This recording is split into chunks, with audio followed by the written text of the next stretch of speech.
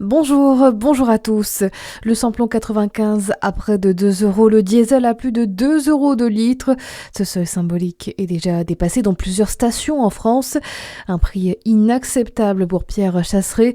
Pour le porte-parole de 40 millions d'automobilistes, le plan des 500 contrôles des prix dans les stations-service annoncé par le gouvernement est inutile. Pour vérifier quoi ? Pour vérifier que l'État prélève bien plus de 60% du ticket de carburant en taxe.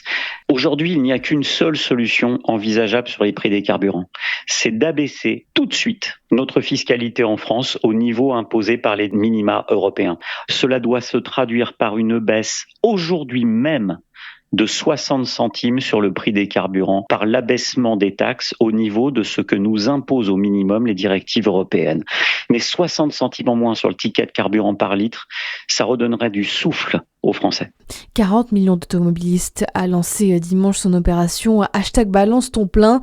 Objectif, diffuser les montants d'un plein avec les photos prises par les automobilistes. Plus d'infos sur le site 40millionsdautomobilistes.com. D'ailleurs, plus de 2000 litres de carburant ont été dérobés dans les camions dans la nuit de samedi à dimanche sur l'autoroute A36 dans le Doubs, sur les aires de Pelousset et du bois de Frachères. Deux aires situées en face l'une de l'autre, non loin de Besançon. 2230 litres au total ont été volés dans 5 camions dont les bouchons de réservoir ont été forcés. Dans le reste de votre actualité générale, justement, Donald Trump menace l'Iran de frapper plus fort tout en assurant que la guerre au Moyen-Orient est bientôt terminée. Le président des États-Unis a multiplié les déclarations hier. Il a notamment laissé entendre que le conflit pourrait bientôt s'achever. Emmanuel Macron, lui, a expliqué le rôle défensif de la France dans cette guerre. Le président français qui était en visite ce lundi sur le porte-avions Charles de Gaulle déployé en mer Méditerranée.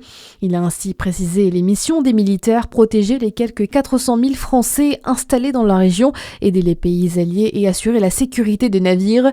Une opération se prépare notamment pour ouvrir le détroit d'Ormuz. Retour au plus près de chez nous avec cette mobilisation des professeurs du lycée Le Castel à Dijon. Ils manifestent depuis hier déjà pour protester contre la dégradation de leurs conditions de travail avec des classes plus nombreuses, la baisse des dotations aux horaires et des suppressions de postes annoncées pour l'an prochain. Des stages pour apprendre à réparer et relooker son vélo. Ça se passe dans le Jura. Ils sont organisés sur 3 jours par le Centre permanent d'initiative pour l'environnement du Haut-Jura et financés par la communauté des communes.